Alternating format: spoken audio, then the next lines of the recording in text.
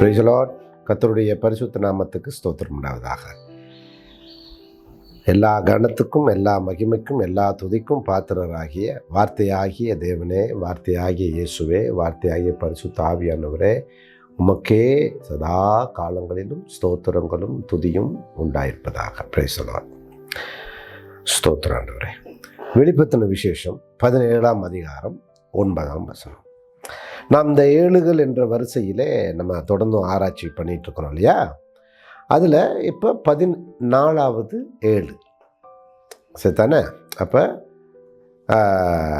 14 முறை வருகிற அந்த ஏழை நம்ம படிக்கிறோம். அதில் நீங்கள் 17ஆம் அதிகாரம் வெளிப்படுத்தின விசேஷம் 9ஆம் வசனத்தை பார்த்தீங்கன்னா, ஞானமுள்ள மனம் இதிலே விளங்கும், அந்த 7 தலைகளும் அந்த ஸ்திரீ உட்கார்ந்து இருக்கிற 7 மலைகளாம்.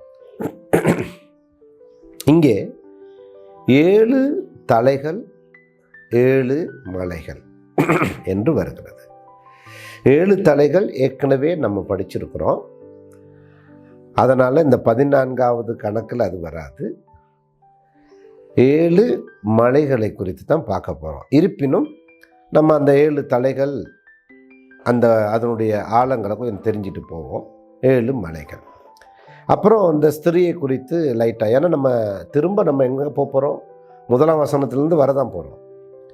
இந்த 7களை குறித்த ஒரு அடிப்படை அறிவை நம்ம பேசிக்கில் வச்சிட்டோம்னா, அதுக்கப்புறம் வசனமாக நம்ம எக்ஸசைஸ் பண்ண வசதியாக இருக்கும். கர்த்தருக்கு ஸ்தோத்திரம். ஆய்வுகளை செய்ய. அப்போ பொதுவாக நமக்கு தெரியும், போன கிளாஸில் நம்ம பார்த்தோம், 7 தலைகள் என்பது மிருகத்தினுடைய 7 தலையில் பார்த்தோம். சாத்தானுடைய முழுமையான உலகளாவிய அதிகாரத்தை, அவனுடைய அந்த கடைசியாய் இறுதியாய் தன்னுடைய முழு பலத்தை காட்டுகின்ற அந்த எதிர்ப்பின் இல்லையா வல்லமையின் ஒரு கடவுளுக்கு விரோதமாக, ஆண்டவருக்கு விரோதமாக எழும்புகிற ஒரு அதிகார நிலையை குறிக்கிறது. ஆண்டவருக்கு விரோதமாக செயல்படுகின்ற அவனுடைய பொலிட்டிக்கல் ஸ்ட்ரென்த்து அல்லது அவனுடைய அந்த கவர்னிங் ஸ்ட்ரென்த், இதெல்லாம் யூஸ் பண்ணி அவருடைய weapons and army strength, force, முப்படையினுடைய வலுவை அவர் பிசாசு பயன்படுத்துவான். அதுதான் நம்ம 7 தலைகள் நம்ம ஏற்கனவே படித்தோம். இப்போ நம்ம என்ன பார்க்குறோம்? இங்கே 7 தலைகளும் அந்த ஸ்திரீ உட்கார்ந்துருக்கிற 7 மலைகளாம். ஏற்கனவே நம்ம படித்தோம், வலுசற்பம், கள்ள தீர்க்கதரிசி, அந்த கிறிஸ்துவை குறித்து நம்ம படித்தோம்.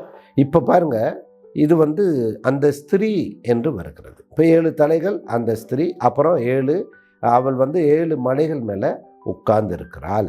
இந்த ஸ்திரீ என்று வேதாகமம் குறிப்பிடுகிற விஷயத்தை நம்ம பார்ப்போம். அதுக்கு முன்னாடி அந்த 7 மலைகள் பாருங்கள், உலக வரலாற்றுடன் தொடர்புடைய ஒரு முக்கிய நகரத்தை இப்போ குறிப்பிடுறதா இருக்குது. இப்போ வேத காலத்தில் உலக வரலாற்றோடு அன்றைக்கு ஒப்பிடக்கூடிய யோவானுக்கு அதை தான் கர்த்தர் வெளிப்படுத்துகிறார். ஒரு பெரும் நகரம் ரோம் சாம்ராஜ்யம். மிகப்பெரிய ஒரு சாம்ராஜ்யமாக, மிகப்பெரிய ஒரு எம்பரராக, மிகப்பெரிய ஒரு வல்லாதிக்கமிக்க ஒரு பூமியிலே பறந்து விரிந்த ஒரு பேரரசாக இருந்தது. எது? ரோம். இந்த ரோமை பார்த்திங்கன்னா ஒரு குறிப்பிட்ட ஒரு நகரத்தை சுற்றி விசேஷமாக பார்த்திங்கன்னா, வேத காலத்தில், யோவான் இந்த காலத்தில் நீங்கள் பார்த்திங்கன்னா, அது 7 மலைகள் சுற்றி இருக்கிறதாகவும், அதுக்கு நடுவில் அந்த நகரம் கட்டி எழுப்பப்பட்டதாக வரலாற்று ஆசிரியர்கள் குறிப்பிடுவதோடு நம்முடைய அந்த ஜியோகிராஃபிக்கல் சிஸ்டத்திலே அதை பார்க்க முடியும். இது ஒரு உலக அரசாங்கத்தினுடைய முழுமையின் ஒரு மையத்தை குறிக்குது. அப்போ 7 மலைகள் என்பது அந்த நகரத்தை குறிக்கின்றது. உண்மையாகவே அன்றும் சரி இன்றும் சரி, ரோம் ஆண்டவருக்கு எதிரான, ஆண்டவரை, வசனத்தை பகைக்கின்ற, பல விஷயங்களோடு வேதம் சொல்லுகிற பல ஆண்டவருக்கு எதிரான, சபைக்கு எதிரான அடிப்படை சத்தியத்திலிருந்து மரபு வழி விஷயங்கள் வரைக்கும் எல்லாமே எதிர்வினையாற்றும் ஒரு பின்புலம் கொண்ட ஒரு நகரமாக பார்க்குறோம் நம்ம. இன்னும் சொல்லப்போனால் ஆதி சபையை சீரழித்த ஒரு பட்டணம், சீரழித்த ஒரு பேரரசு ரோம். இன்றைக்கும் நீங்கள் பல காரணங்களோடு அவற்றை நீங்கள் ஒப்பிட்டு பார்க்க முடியும். ஆகையினாலே இது ஒரு நேரடியாக அந்த 7 மலைகள் என்பது அந்த ஒரு அரசாங்கத்தினுடைய ஒரு ஜியோகிராபிக்கல் லேண்ட்மார்க்காக, புவியியல் அடையாளப்படுத்தப்படும் 7 மலைகளுடைய ரோம் பட்டணத்தை குறிப்பதாக இருக்கிறது. இந்த இடத்துல நம்ம ஏற்கனவே 7 தலைகள் பார்த்துட்டோம். பிசாசனுடைய முழுமையான அதிகாரம், அந்த பிசாசினுடைய, சாத்தானுடைய, வலுசற்பத்தினுடைய, மிருகத்தினுடைய முழுமையான அதிகாரமானது 7 தலைகளுடைய அவன், நடுவுல ஸ்திரீ, அப்புறம் பார்த்தீங்கன்னா 7 மலைகளாம். அப்போ அந்த ஸ்திரீ உட்கார்ந்தது 7 மலைகள். இப்போ இந்த 7 மலைகள் என்பது ரோம பட்டணத்தை குறிக்கிறது. அப்போ இந்த ஸ்திரீ யாரை குறிக்கிறது ஐயா? இது 7 தலைகளுக்கும் 7 மலைகளுக்கும் நடுவில் ஒரு ஸ்திரீ, ஒரு பெண்ணை குறித்து பேசப்படுகிறதே, இது யார் என்று பார்க்கும்போது, ஸ்திரீ என்ற அந்த இடத்தில் குறிப்பிடப்படுகிற 17:5 குறிப்பிடப்படுகிற வெளிப்பத்தில் சொல்லப்படுற வசனத்துக்கு, அதுக்கு மேலே உள்ள ஒரு வசனத்தை படிச்சிங்கன்னா இன்னும் தெளிவாயினும் 17:4. அந்த ஸ்திரீ இரத்தாம்பரமும் சிவப்பான ஆடையும் தரித்து பொன்னினாலும் இரத்தினங்களினாலும் முத்துக்களினாலும் சிங்காரிக்கப்பட்டு தன் வேசித்தனமாகிய அருவருப்புகளாலும் அசுத்தத்தாலும் நிறைந்த பொற்பாத்திரத்தை தன் கையில் பிடித்திருந்தார். ஒன்று, இங்கே நமக்கு பார்க்கக்கூடிய மெயின் சப்ஜெக்ட் என்னன்னா ஸ்திரீ, அடுத்தது பொற்பாத்திரம். இவளுடைய குணங்கள் குறித்து எழுதப்படுது. இரத்தாம்பரம் சிவப்பான ஆடை தரித்து பொன்னினால் இரத்தினங்களால் முத்துக்களினால் சிங்காரிக்கப்பட்டன்றதை நீங்கள் ரொம்ப இலகுவாக புரிஞ்சிக்கலாம். இந்த ஸ்திரீ என்றால் இது மகா பாபிலோன் என்று அழைக்கப்படுகிறது. ஐயா, இப்போ தானே ரோம் பற்றி சொன்னீங்க, உடனே பாபிலோனை கொண்டு வந்து வைக்கிறீங்களே. ரோமுக்கும் பாபிலோனுக்கும் ஜியோகிராபிக்கலாக பெரிய இடைவெளியும் வித்தியாசம் இருக்கின்றதே. ரைட்.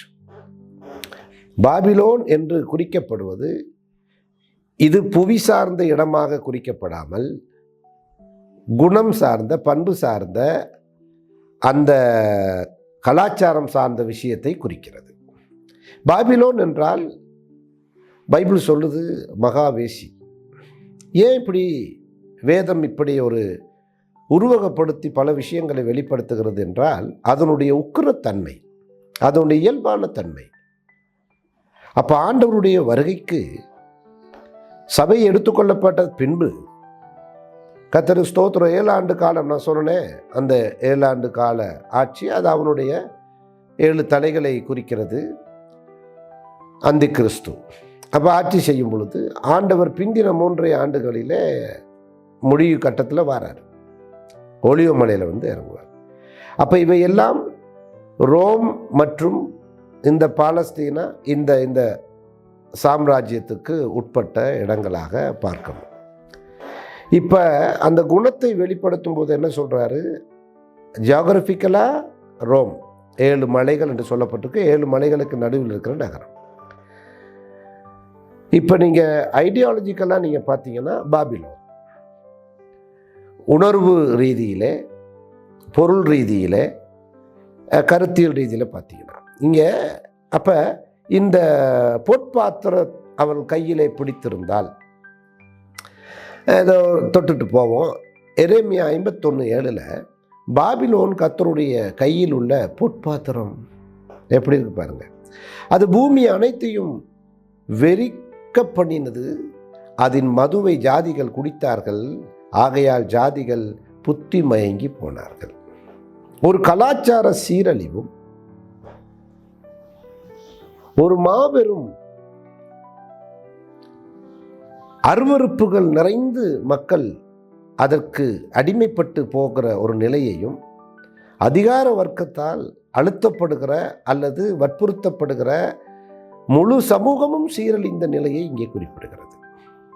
அப்போ பொற்பாத்திரம் தன் கையில் பிடித்திருந்தால் என்பது பாபிலோனின் கலாச்சார சீரழிவின் உச்சக்கட்டத்தில் இருக்கும் இந்த உலகம் என்பதை நாம் பார்க்கிறோம்.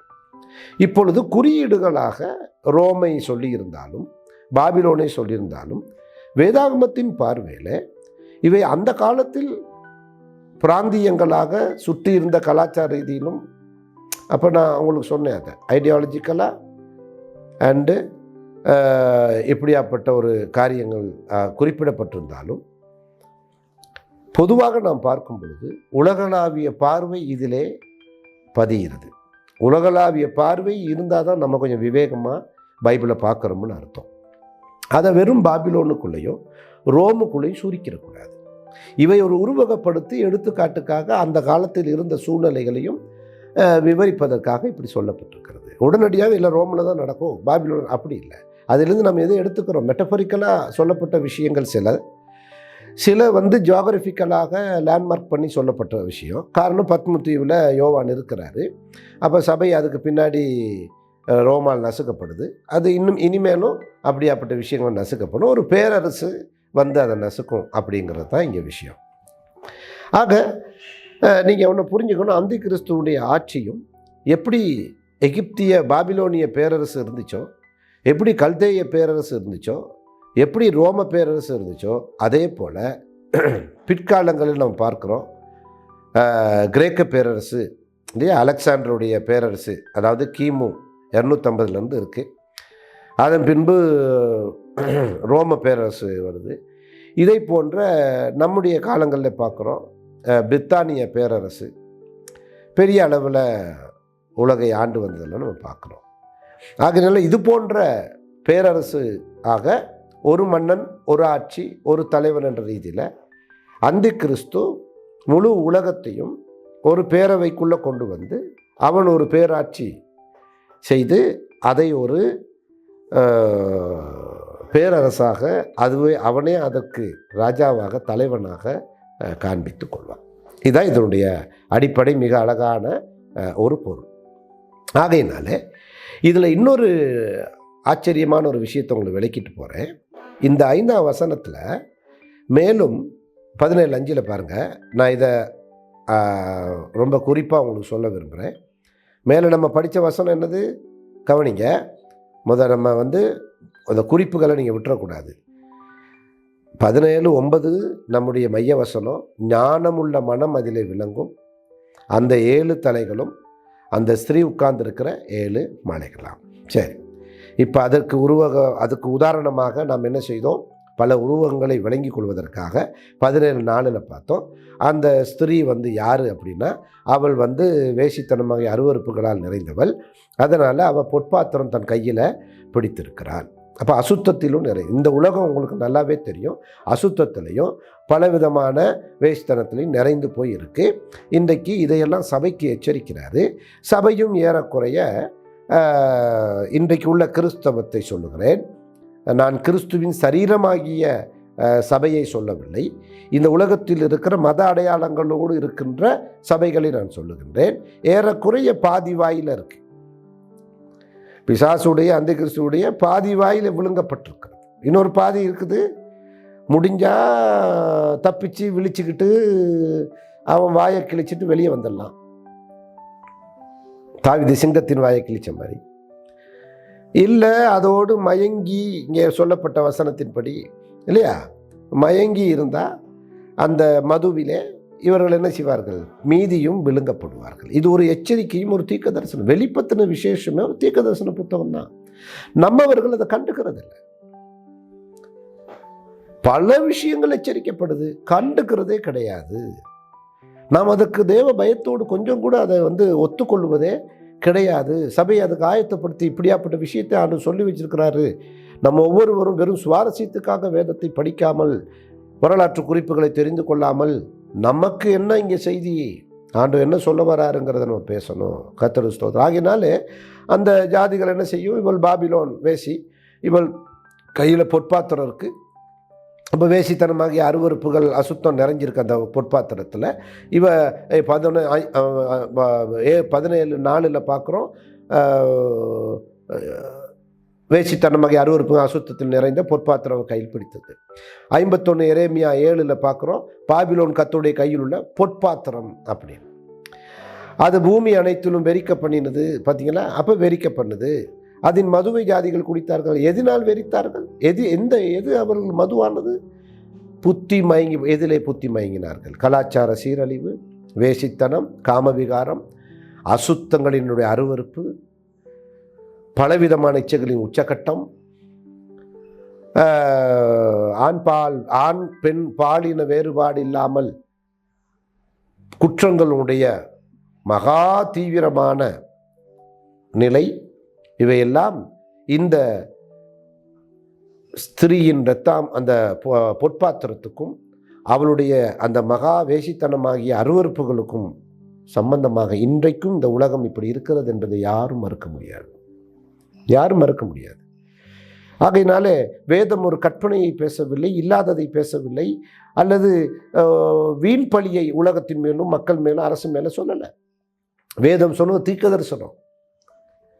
அது இன்றைக்கு நிறைவேறி கொண்டிருக்கிறது. நம்முடைய காலத்தில் இன்றைக்கு இதில் ஒரு விஷயத்தை கூட மறுக்க முடியாத அளவுக்கு மிக மிக மிக பயங்கரமான காலத்தில் வாழ்ந்துட்டுருக்கிறோம். ஆகையினாலே தான் சபைகளுக்கு எச்சரிக்கை, குடும்பங்களுக்கு எச்சரிக்கை, உங்கள் பிள்ளை வளர்ப்புகளுக்கு ஒரு எச்சரிக்கை, உங்கள் சமூக கட்டமைப்புக்கு ஒரு எச்சரிக்கை, உங்களுடைய சபை, அதாவது நீங்கள் கூடி வருகிற சபையிலே கர்த்தருடைய வார்த்தைக்கு முக்கியத்துவம் கொடுக்க வேண்டும் என்ற எச்சரிக்கை. பிசாசத்துவத்தின் பல விஷயங்கள் இங்கே வந்து விழுங்கி கொண்டிருக்கிறது. பல ஊழியக்காரர்கள் உட்பட நான் திரும்ப திரும்ப சொல்லிட்டு தான் இருக்கிறேன். இன்றைக்கு லௌகீகத்தின் சபைகளும் கலாச்சார சீரழிவின் சபைகளும் அருவருப்புகள் நிறைந்த இடங்களுமாக இன்றைக்கு கிறிஸ்தவ அமைப்புகள் மாறி, நான் சொல்கிறேனே, சிலது காவாசி வாயிலையும் சிலது பாதி வாயிலையும் இருக்குது. இப்போ ஒன்றும் கெட்டு போகலை, அவன் உங்களை முழுசாக முழுங்கிட்டான்னு நான் சொல்லலை. விழித்து கொண்டால், அவர் பக்கம் திரும்பி வசனத்தை இறுக்கி பிடித்து கொண்டால், ஒப்புக்கொண்டால், ஒத்துக்கொண்டால், ஒப்பு கொடுத்தால், ஒப்புரவாகி ஒப்பு கொடுத்தால் அந்த வானம் உங்களுக்கு வசப்படும். அதை தான் நான் இங்கே சொல்லிக்கிட்டு இருக்கிறேன். ஒவ்வொருவரும் இதை உணருங்க. இதை கேட்குறவங்க, நீங்கள் ஊழியக்காரங்களாக இருக்கிறீங்களா, விசுவாசி யாராக இருந்தாலும் சரி, உங்களை நீங்கள் எச்சரிக்கைப்படுத்திக்கங்க. உங்கள் ஆத்மாவை நீங்கள் காத்துக்குங்க. இப்போ வருகைக்கு ஆயத்தப்படணும். அந்த கிறிஸ்துவ ஆட்சிக்கு நம்ம பயப்படணும்னு அவசியம் இல்லை. சொல்லுங்கிற விஷயம் அதுதான். அந்த கிறிஸ்துவ ஆட்சிக்கு நம்ம பயந்து அப்படின்னு ஆயத்தப்படணும் அப்படிலாம் கிடையாது. நாம் ஆயத்தப்பட வேண்டியது, நாம் கரைதிரையற்ற மணவாட்டி சபையாக இன்னைக்கு வாழ்ந்துட்டு இருக்கிறோமா, மணவாள வரப்போறார். நான் ஏற்கனவே சொல்லிட்டு, அவர் மணவாட்டியை கூட்டிகிட்டு போதான் வரார். தூங்கு மூஞ்சிகளை கூட்டிகிட்டு போவோம், எண்ணெய் இல்லாத ஆயத்த நிலையில் இல்லாதவங்களை கூட்டிகிட்டு போவோம், கடையாக என்னைக்கு அலைகிறவர்களை கூட்டிகிட்டு போவோம் வரல. கொஞ்சமோ நஞ்சமோ இருக்கிறத பாதுகாத்துக்கிட்டு என் ஆண்டவர் வருவாரேன்னு வாசலில் காத்துக்கிட்டு எதிர்பார்த்துட்டு இருக்கிற அந்த ஒரு சிலருக்காக வரார். கர்த்தர் ஸ்தோத்திரம்.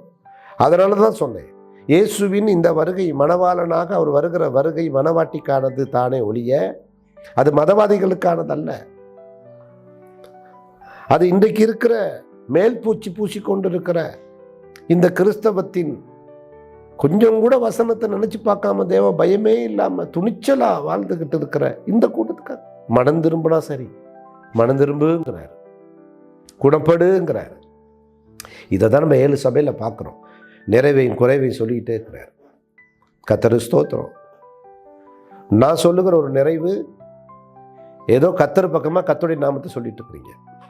நான் சொல்லுகிற குறைவு, அதை வாழ்வியல் ரீதியாக காண்பிக்க வேண்டும், அதை நிறைவுக்குள்ளே கொண்டு வரணும். கர்த்தர் ஸ்தோத்திரம்.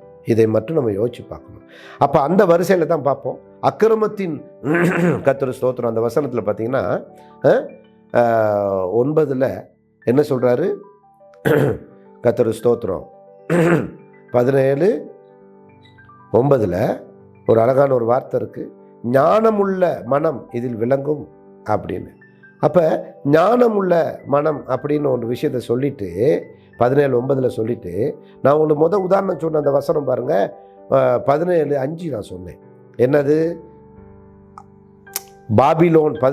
எரேமியா 51:7 பாபிலோன் கர்த்தருடைய கையில் உள்ள பொற்பாத்திரம்னு.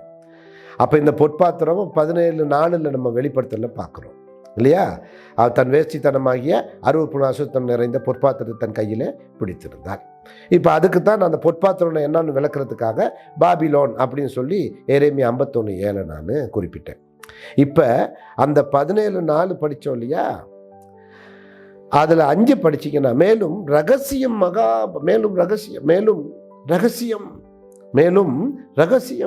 மகா பாபிலோன் வேசிகளுக்கும் பூமியில் உள்ள அருவருப்புகளுக்கும் தாய் என்னும் நாமம் அவள் நெற்றியில் எழுதினார். அந்த ஸ்திரீயினுடைய நெற்றியில பாருங்க, இன்னொரு விஷயம், அவள் எப்படியாப்பட்டவள், ஒரு ரகசியம் எழுதியிருக்கு. மகா பாபிலோன் வேசிகளுக்கும் பூமியில் உள்ள அருவருப்புகளுக்கும் தாய் என்னும் நாமம் அவள் நெற்றியில். அப்படின்னா அவள் அருவருப்புகளுக்குரியவள், மகா பாபிலோனினுடைய தாயாகிய அடையாளம் கொண்டவள். அப்போ 7 மலைகளின் நடுவில் இருக்கிற ரோம் நகரமே, இந்த உலகமே, இன்னைக்கு இருக்கிற இந்த உலகத்தில் இருக்கிற சபைகளே இந்த பாபிலோன் வேசிக்கும் இந்த அருவருப்புகளின் தாய்க்கும் இப்படியாப்பட்ட இவளுடைய அந்த பொற்பாத்திரமாகிய மதுவுக்கும் நிறைந்த மதுவுக்கும் நீங்கள் விலகி இருக்கிறீர்களா என்ற ஒரு கேள்வி உங்களுக்கும் எனக்கு முன்னாடி வருது.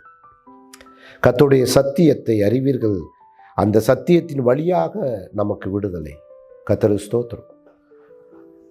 இது எப்படி ஐயா கிடைக்கும் விடுதலை? போய் பாட்டு பாடி நடனமாடி ஆராதனைன்ற பேரில் போட்டு சத்தம் போட்டு கூச்சல் போட்டு ஞாயிற்றுக்கிழமை நாங்கள் அதுக்கு தானே ஐயா போகிறோன்ட்டு போனால் சரியாயிருமா? வசனத்தினாலே உணர்வு வரணும், புத்தி வரணும், அறிவு வரணும். ஆவி ஆத்மா சரீரத்துக்குள்ள அந்த வசனம் உள்ளே போகிறதுக்கு 3 வாசல்கள் இருதயத்துக்கு. கண்ணு, காது, வாய். கண்ணு வழியாக படிக்கிறோம், உள்ளே போகணும். காது வழியாக கேட்குறோம், இருதயத்து போகுது. வாய் வழியாக அந்த வசனத்தையே பேசுகிறோம். நம்முடைய குணங்கள் மாறணும். நம்ம அதான் நான் சொல்கிறேன், நம்முடைய எப்படி வரும்? மரம் கனியினால் அறியப்படும். அப்போ நம்ம ஒவ்வொருவரும் இன்னைக்கு கனிகளை குறித்து பேசாமல் இன்றைக்கு உலகளாவிய கிறிஸ்தவம் வரங்களை பேசிக்கிட்டு இருக்கு. மணவாட்டி ஆவதற்கு வரங்கள் அவசியம் இல்லை, மணவாட்டி ஆவதற்கு கனிகள் அவசியம். ரொம்ப கவனமாக யோசிக்கணும். நான் திரும்ப சொல்கிறேன், மணவாட்டி ஆவதற்கு வரம் பெற்றவர்களாக இருக்கணும்னு அவசியம் இல்லை. ஆனால் மணவாட்டி ஆவதற்கு அடையாளமே கனிகள் தான் அடிப்படையில். அதுதான் சுபாவம், அதுதான் குணமாற்றம். அந்த குணத்தை தான் இங்கே பிடிக்கிறான். அதுதான் ரகசியம். என்ன பண்ணுறான்? எல்லாரையும் மாற்றுறான். கேட்டால் இது எங்கள் கண்ட்ரி, எங்கள் கலாச்சாரம், எங்களுடைய சட்டம், எங்கள் கான்ஸ்டிடியூஷன். நீங்கள் பைபிளை சேர்ச்சோட வச்சுக்கோங்க, ஆராதனை வச்சுங்க. எங்கள் வாழ்க்கையில் பின்னும் வந்து இடையூறு பண்ணாங்க. எங்களுக்குன்னு ஒரு வாழ்க்கை இருக்குது, நாங்கள் என்ஜாய் பண்ணி வாழட்டும் அப்படின்னா யாரும் உங்களை தடுக்கலை. அந்த அருவருப்புகளின் தாய்க்கு நீங்கள் பிள்ளைகளாகி விடுவீர்கள் இல்லையா? யோசிச்சு பார்க்கணும். வேதத்தை எதிர்க்கலாம், வசனத்துக்கு முரண்படலாம். ஏன்னா எல்லாவற்றையும் செய்ய எனக்கு அதிகாரம் உண்டுன்றா. எல்லாருக்கும் அந்த சுயாதீனம் இருக்குது. கீழ்ப்படிய போகிறோமா, எதிர்த்து நிற்க போகிறோமா? மணவாளன் பக்கமா, வசனத்தின் பக்கமாக நம்மளை தாழ்த்த போகிறோமா? இல்லை அந்த பாபிலோனின் மகாவேசியாகிய அருவருப்புகளுக்கு ஒப்பு கொடுத்து அவள் நெற்றியில் என்ன எழுதியிருக்கிறான்? ரகசியம். பாருங்கள், ரகசியம்னா என்னங்க? முடிச்சிடறேன். 2 தெசலோனிக்கேயர் 2:7. கர்த்தாவே, அக்கிரமத்தின் ரகசியம் இப்பொழுதே கிரியை செய்கிறது, ஆனாலும் தடை செய்கிறவன் நடுவிலிருந்து நீக்கப்படும் முன்னே அது வெளிப்படாது. இப்போ அக்கிரமத்தின் ரகசியம் இப்பொழுதே வெளியே செய்கிறதுனா, அந்தி கிறிஸ்து தன்னுடைய ஆட்சி காலத்தில் செய்ய வேண்டிய அந்த அக்கிரமமான, அந்த வேசித்தனமான, அந்த அருவருப்பு நிறைந்த, கலாச்சார சீரழிவு நிறைந்த, பலவிதமான மனிதர்களுக்கு எதிர்த்து கர்த்தருக்கு நேரடி எதிரிகளாக இன்றைக்கு பல இடங்களிலே, அன்றைக்கே பவுல் 2000 வருஷத்துக்கு முன்னாடி சொல்லிட்டாரு. கர்த்தருக்கு ஸ்தோத்திரம். இப்படிதான் அக்கிரமத்தின் ரகசியம். அப்போ அவள் நெற்றியில் ரகசியம்னா அது என்ன ரகசியம்? என்ன ரகசியம்? அந்தி கிறிஸ்து சார்ந்த, பாபிலோன் சார்ந்த, ரோம் சார்ந்த, இதை நான் திரும்பவும் சொல்கிறேன், பாபிலோன் மட்டுமல்ல, ரோம் மட்டுமல்ல, இவையெல்லாம் குறியீடுகள். ரோம் என்பது ஒரு ஜியாகிரபிக்கல் குறியீடு, பாபிலோன் என்பது ஒரு ஐடியாலஜிக்கல் குறியீடு. கர்த்தருக்கு ஸ்தோத்திரம். இதை நீங்கள் சரியாக புரிஞ்சுக்கணும். அந்த நிலையிலே அவளுடைய நெற்றி ரகசியம். எந்தனுடைய ரகசியம்? அக்கிரமத்தின் ரகசியம். எந்த அக்கிரமம்? கர்த்தருக்கு ஸ்தோத்திரம். மீறுதல், அக்கிரமம், பாவம், இவை மூன்றும் சேர்ந்து உச்சக்கட்டம் அடையுது. ஆகையினாலே குற்றங்கள், மனித குலத்தில் இந்த குற்றங்கள் ஃபுல்லாக பெருகுது. மனித குலத்தில் இந்த குற்றங்கள் ஃபுல்லாக பெருகி பயங்கரமான நிலையில் அவை என்ன செய்யப்படுது? இன்றைக்கு மனிதனை ஆட்டி படைக்கிறது, மனிதனை ஆட்சி செய்கிறது, சபையை வசனத்திலிருந்து மாற்றுது. அப்போ நம்ம அதெல்லாம் தயவு செய்து நம்ம புரிஞ்சுக்கணும். தயவு செய்து நம்ம ஒரு விஷயத்தை தெரிஞ்சுக்கணும். என்ன அப்படின்னா, கர்த்தருக்கு ஸ்தோத்திரம், கர்த்தருடைய வார்த்தைக்கு நாமும் நம்முடைய சபையும் கீழ்ப்படுகிறோமா? ஊழியக்காலை நாம் கீழ்ப்படுகிறோமா? இப்பொழுதே கிரியை செய்கிறது. இன்றைக்கி எங்கே பார்த்தாலும் பாருங்கள், வசனத்துக்கு எதிராக ஊழியம், வசனத்துக்கு எதிரான போதனைகள், வசனத்துக்கு எதிரான கேள்விகள், வசனத்துக்கு எதிரான சிந்தனைகள், வசனத்துக்கு கீழ்ப்படிய இஷ்டம் இல்லை. என்ன செய்கிறது? அது அப்படியா, இது இப்படியா? ஏன் கேள்வி மேலே கேள்வி கேட்டு தங்கள் பரிசுத்தத்துக்கு தாங்களே எதிரிகளாக கேள்வி கேட்டுக்கொள்கிறார்கள். நான் என்ன சொல்கிறேன்னா, நம்மை நாமே நிதானித்தறிந்தால் நம்ம நியாயந்திருக்கப்பட மாட்டோமே. அப்போ கர்த்தருடைய பரிசுத்தம் என்னது? நான் என்ன உடுப்பு போடணும்னு நீங்கள் எப்படி சொல்லித்தரலாம் அப்படின்னு கேள்வி கேட்க தெரியுது இல்லையா? நான் உடுக்கிற உடுப்பு கண்ணியமாக இருக்கான்னு நானே என்னை ஆராய்ந்து பார்த்துக்கிட்டா இது எப்படி இருக்கும்? இதை தான் நான் உங்களுக்கு சொல்கிறேன். ஒரு சுட்டி காட்ட வேண்டிய தேவை ஏற்படுகிறது. ஏனென்றால் ஒரு சீரழிவு வரும் பொழுது சுட்டி காட்டுதல் தேவை. ஆகையினால தான் இந்த பாபிலோனிய இந்த அக்கிரமத்தின் ரகசியம் இன்றைக்கு உலகத்தை கெடுக்குது. அது ஒரு பக்கம் இருக்கட்டுங்க, அது பெருசு இல்லை. இப்போ விஷயம் என்னன்னா, அந்த குறிப்பிட்ட மணவாட்டியாகி சபை மணவாட்டியாகி விடக்கூடாது என்பதிலே பிசாசு ரொம்ப கவனமாக இருக்கிறான்.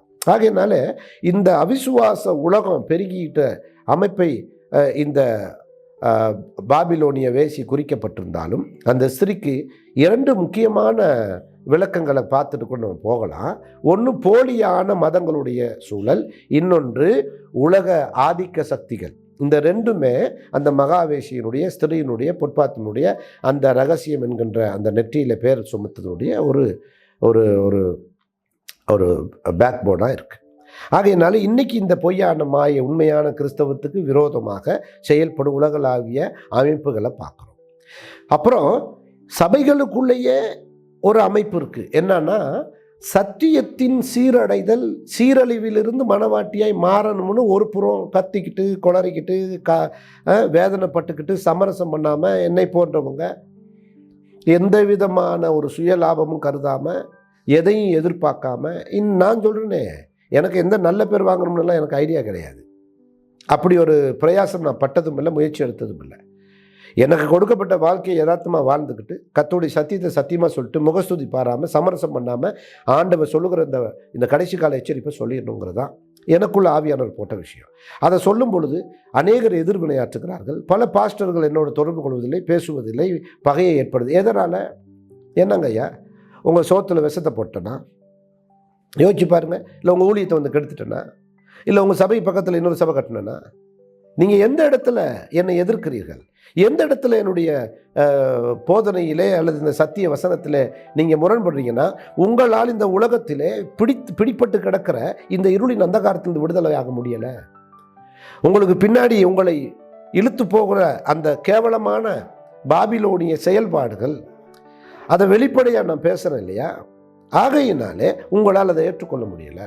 நீங்கள் கட்டி வைத்த கட்டடத்தையும் கூட்டி சேர்த்த மக்களையும் நீங்கள் ஒரு மதவாத அமைப்புக்குள்ளே கொண்டு வந்து இதை சபை என்று நீங்கள் ஏமாற்றி கொண்டிருப்பதை நான் நேரடியாக பேசுவதால் என்னை உங்களால் ஏற்றுக்கொள்ள முடியவில்லை. இயேசுவை யூதர்கள் ஏற்றுக்கொள்ளாதது போல, இயேசுவை பரிசேயர்கள் பிரதான ஆசாரியர்கள் ஏற்றுக்கொள்ளாதது போல, இதை தான் இங்கே சொல்லப்படுது. இது ஒரு விதமான மாயையான பொய்யான மத வழிபாடுகள் உலகத்தில் நிறைந்திருக்கிற இடத்திலே இந்த கிறிஸ்தவ அமைப்புகளும் இப்படி இருக்கிறது என்பதை நான் துணிகரமாக தைரியமாக என் ஆண்டவருடைய நாமத்தினாலே வசனத்தின் அடிப்படையிலே ஒரு பக்கம் வேதனையோடு கவலையோடு நான் பேசிக்கொள்கிறேன். மனம் திரும்ப மனம் உண்டா? உணர்வடைய முடியுமா? இல்லை இன்னும் எதிர்த்து தான் நிற்க போறீங்களா? இந்த ஆள் திருந்த மாட்டார். இவர் எல்லா வீடியோலையும் இப்படித்தான் பேசுகிறாரு. என் உயிருள்ள காலம் எல்லாம் என் ஆண்டவர் என்ன எழுதினார் அதை நான் பேசுவேன். மாற வேண்டியது நீங்களும் நானும் தான். நாம தான் உணரணும், நாம தான் ஒத்துக்கணும், நம்ம தான் ஒப்புரவாகணும், நம்ம தான் ஒப்பு கொடுக்கணும். எனவே அன்பானவர்களே, கர்த்தருடைய தாசர்களே, கர்த்தருடைய பிள்ளைகளே, அருமையான சபையே, ஆண்டவருடைய சத்தத்தை கேளுங்க.